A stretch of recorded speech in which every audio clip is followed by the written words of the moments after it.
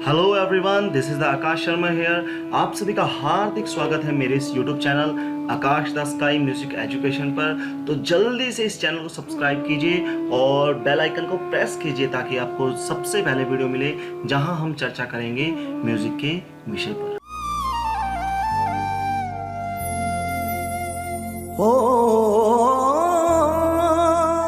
नमस्कार, आप सभी को प्यार भरा प्रणाम। मैं आकाश शर्मा आप सभी के बीच में म्यूजिक ऑनलाइन क्लास के साथ आप सभी का हार्दिक स्वागत है मेरे इस YouTube channel Aakash the sky music education पर। जैसा कि बात चल रही है ताल परिचय की, तो आज हम 10वीं सिलेबस का आखिरी ताल परिचय, चौथा ताल परिचय जो कि है ताल तिलवाड़ा। तो तिलवाड़ा ताल का परिचय मैं आज आपको समझाऊंगा। तो हम इसमें जानेंगे कि यह परिचय क्या है, तिलवाड़ा ताल में कौन कौन सी मात्राओं का ताली खाली, कितने विभाग है, कैसे क्या है। तो आइए हम जानते हैं ताल परिचय तिलवाड़ा ताल। जैसा कि मैं आपको बता चुका हूं कि हमारे सिलेबस में 4 ताल हैं, जिनमें से मैं आपको 3 ताल करवा चुका हूं, रूपक, सूल ताल और 4 ताल। जैसा कि आपने पीछे वीडियो में देखा होगा, इन तीनों तालों का वर्णन, परिचय, एक गुण, दुगुण, त्रिगुण व चौगुण के बारे में मैंने आपको समझाया था। आज हम बात करेंगे हमारे ताल का जो सिलेबस है, 4 ताल थी, उनमें से जो 4th नंबर पर जो ताल है, देखिए तिलवाड़ा ताल की हम आज बात करेंगे, ठीक है। और मैं अब आपको बताऊंगा, जैसा कि मैंने पहले बताया था कि पैटर्न एकदम सेम है। रूपक ताल जैसे आपको अगर आ गई है तो आप सूल ताल, 4 ताल, तिलवाड़ा सब लिख सकते हैं। बस इनके बोल अलग होते हैं, विभाग अलग होते हैं, ताली खाली का आपको ध्यान रखना है। बाकी पैटर्न सब सेम होता है और इनका परिचय थोड़ा सा बदल जाता है कि कोई कुछ बंद बोलों की ताल होती है, कुछ खुले बोलों की ताल होती है। तो वही मैं आपको समझाऊंगा। और आइए अब हम बात करते हैं तिलवाड़ा ताल के टेबल की, एक गुण और दुगुण की। तो प्यारे बच्चों, अब मैं आपको ले आया हूं तिलवाड़ा ताल के टेबल पर। तो जैसा कि सबसे पहले आप देखिए कि इसमें 16 मात्राएं होती है, ठीक है। और तिलवाड़ा ताल को हमने 16 मात्राओं को किस तरह से विभाजित किया है वो देखिएगा। इसको हमने 4 पार्ट में विभाजित किया, ठीक है। आप इसको ऐसे भी लिख सकते हो, और मेरे पास जैसे पेज की थोड़ी सी दिक्कत थी तो मैंने क्या ऊपर नीचे ऐसे लिख दिया है। अब इससे देखो आपको बिल्कुल समझ में आएगा, एक पैटर्न है ये। तिलवाड़ा ताल को समझने का एक पैटर्न मैं आपको समझा रहा हूँ। तो सबसे पहले जहाँ पर मात्राएं वहाँ मात्राएं लिख दी, 1 से लेकर हमने 16 तक मात्राएं लिख दी हैं। तो मैंने एक पूरी लाइन खींची है यहाँ पर और इनको अलग अलग अंदर अलग 4 विभागों में विभाजित कर दिया और एक पूरी लाइन से यहाँ पर हमने बंद कर दिया है। इसका मतलब ये है कि 4 पार्ट इसमें हैं। 4 विभाग होते हैं, हर विभाग में कितनी मात्राएं हैं? 4 मात्राएं, 1 2 3 4 विभाग, सब में 4 आपको मात्राएं दिख रही है। क्लियर बच्चों? तो अब हम देखो, अब इसके बोल की हम बात करेंगे। बोल, एक गुण, जब एक मात्रा पर एक बोल होता है। तो पहली मात्रा पर धा, तिरकिट, धिन, धिन, धा, धा, तिन, तिन, ये हमारी 8 मात्राएं खत्म होती है कि धा, तिरकिट। देखो 1 2 3 4 शब्द है, तो हमने एक में बंद किया। धा, तिरकिट, धिन, धिन, धा, धा, तिन, तिन। अगर आपको इतना याद हो गया है कि धा, तिरकिट, धिन, धिन, धा, धा, तिन, तिन, धा, तिरकिट, धिन, धिन, धा, धा, तिन, तिन, ठीक है। 8 मात्राएं ऊपर है और 8 मात्राएं आप देख रहे हैं नीचे। तो अब ध्यान देखो, मैं आपको 3 ऐसे शब्द बताऊंगा जिनको हमको चेंज करना है, सिर्फ हमको चेंज करना है उन्हीं शब्दों को। एक तो हम पहला शब्द लेंगे, पहला धा, और ये जो 7th पर है और 8th पर, तिन और तिन, धा, तिन, तिन को हम चेंज करेंगे तो क्या होगा? हमने चेंज किया है धा, तिन और तिन, इन 3 शब्दों को चेंज किया है। धा को हमने ता में चेंज कर दिया और जो ता है उसको हमने ध में चेंज कर दिया है। तो जो धा है वो बन जाएगा ता और तिन बन जाएगा धिन। तो 1 2 और 3 ध्यान देना बच्चों। एक तो पहली मात्रा पर जो शब्द है और जो 7th पर और जो 8th पर है वो ध्यान से देखना। धा को हमने चेंज कर दिया ता में और तिन को चेंज कर दिया हमने धिन धिन में। अब हम बात आते हैं हम नीचे, देखो 9 से लेकर 16 तक देखिए। तो धा की जगह हमने क्या कर दिया? ता। जैसे मैंने क्या करा, धा को हमने चेंज कर देना, वो चेंज हो जाएगा ता में। और बाकी देखो तिरकिट को तिरकिट सेम है, धिन धिन सेम है, धिन धिन सेम है, धा धा सेम है, धा धा सेम है। और तिन को हमने चेंज करना था धिन में, तो 3 की जगह यहाँ धिन आ गया और 3 की जगह फिर यहाँ धिन आ गया। तो अब ये पूरा पैटर्न कैसे बनेगा? अब आपको पूरा याद करने की जरूरत नहीं है। तो अब किस तरह से याद करेंगे?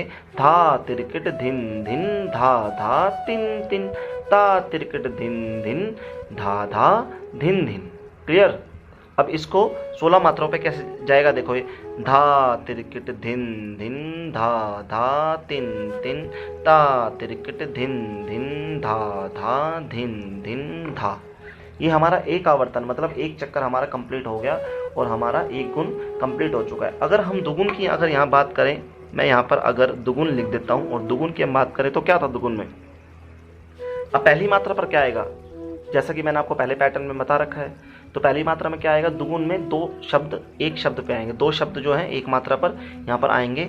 तो धा और तिरकिट को एज इट इज ऐसा लिख देंगे हम। जैसे देखो धा, एक एग्जांपल देता हूँ मैं, धा तिरकिट, छोटा है इसलिए मैं थोड़ा छोटा लिख रहा हूँ, सब स्पेस नहीं है। तो धा तिरकिट को हमने ऐसे लिख दिया एज इट इज, और धा से लेकर तिरकिट को हम पूरा बंद कर देंगे। और सेकंड पे क्या आ जाएगा, धिन धिन। क्लियर है बच्चों। तो धिन धिन को फिर हम बंद कर देंगे। आगे क्या आएगा अब आप खुद बताएंगे, ठीक है। इतना मैंने बताया है। अब इन चारों शब्दों का काम खत्म हुआ है तो हम आगे चलेंगे। धा धा इस पे आएगा, तिन तिन, फिर ता तिरकिट, फिर धिन धिन, फिर धा धा धा, फिर धिन धिन। ये हम दुगुन में ऊपर लिखेंगे और एज इट इज नीचे लिखेंगे। एक गुण का मतलब होता है जब हम एक आवर्तन में मात्रा के बोल एक बार आते हैं, जब एक आवर्तन में मात्रा के बोल दो बार आते हैं दुगुन, तिगुन में 3 बार आएंगे और चौगुन में 4 बार आएंगे। तो बच्चों ये हमारा जो हमने जो आपको अभी टेबल बताई है, ये हमारी टेबल तिलवाड़ा ताल की है, एक गुण और दुगुन। माय डियर स्टूडेंट्स, वैसे तो मैं आपको एक गुण और दुगुन, तिगुन और चौगुन ये सब मैं आपको लिखना सिखा चुका हूँ। अगर आपको एक गुण आ जाएगी तो आप दुगुन भी बहुत आसानी से लिख लेंगे और तिगुन भी बहुत आसानी से और चौगुन भी बहुत ही आसानी से लिख लेंगे, क्योंकि मैंने आपको बताया था कि आवर्तन का मतलब होता है एक चक्कर। जैसे जब घड़ी की सुई 12 से 12 पे वापस आती है तो उसको एक चक्कर कहते हैं, और संगीत में इस एक चक्कर को हम कहते हैं आवर्तन।